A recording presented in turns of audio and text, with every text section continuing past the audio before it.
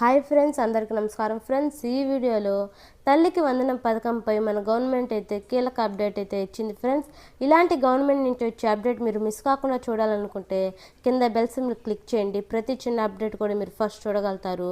ఇక లేట్ చేయకుండా టాపిక్ని స్టార్ట్ చేద్దాం. ఆంధ్రప్రదేశ్ ప్రభుత్వం తల్లికి వందన పథకాన్ని 1వ తరగతి నుంచి ఇంటర్ చదువుతున్న ప్రతి విద్యార్థికి అందిస్తుంది. ఈ పథకం ద్వారా విద్యార్థుల ఖాతాలో 13,000 జమ చేయడంతో పాటు బడి నిర్వహణ కోసం మరో 2,000 మంజూరు చేయనున్నట్లు తెలిపింది.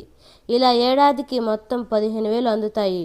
పాఠశాలకు వెళ్లే ప్రతి బిడ్డకు ఈ నిధులు అందుతాయి. ప్రభుత్వం, ప్రైవేట్ రంగాల్లో చదువుతున్న విద్యార్థుల తల్లిదండ్రుల ఖాతాల్లోకి ఈ నిధులు డైరెక్ట్ బెనిఫిట్ ట్రాన్స్ఫర్ (డీబీటీ) ద్వారా జమ అవుతాయి. రేపు అనగా జూలై 22వ తేదీన ఈ నిధులు నేరుగా విద్యార్థుల ఖాతాలో జమ కావాల్సి ఉంది. నారా లోకేష్ గారు ఈ నెల 24వ తేదీ లోపు ఈ నిధులు విడుదల అవుతాయని నిన్న తల్లిదండ్రులతో జరిగిన తల్లికి వందనం సమావేశంలో తెలిపారు. తల్లికి వందనం పథకం నిధులు రేపు విడుదలయ్యే అవకాశం ఉంది, లేదా ఈ నెల 24వ తేదీలోపు తల్లుల ఖాతాలో జమ అవుతాయి. ఈ క్రమంలోనే సైబర్ నేరగాల పట్ల జాగ్రత్తగా ఉండాలని అధికారులు ఆదేశిస్తున్నారు.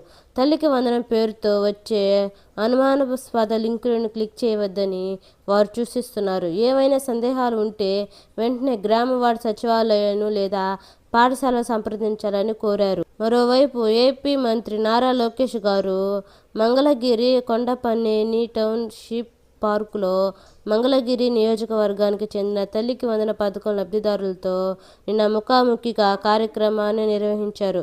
ప్రభుత్వం అందిస్తున్న ఆర్థిక సాయం ఎంతవరకు ఉపయోగపడుతుందో ఆయన వివరాలు అడిగి తెలుసుకున్నారు. విద్యార్థుల నుండి సలహాలు, సూచనలు కూడా స్వీకరించారు.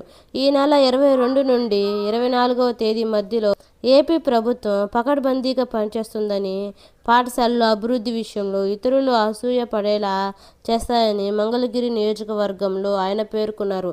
ఓకే ఫ్రెండ్స్, ఇలాంటి గవర్నమెంట్ నుంచి వచ్చే ప్రతి అప్డేట్ కూడా మీరు మిస్ కాకుండా చూడాలనుకుంటే మన ఛానల్ సబ్స్క్రైబ్ చేసుకోండి. మీ ఫ్రెండ్స్ అండ్ ఫ్యామిలీకి షేర్ చేయండి. Thank you.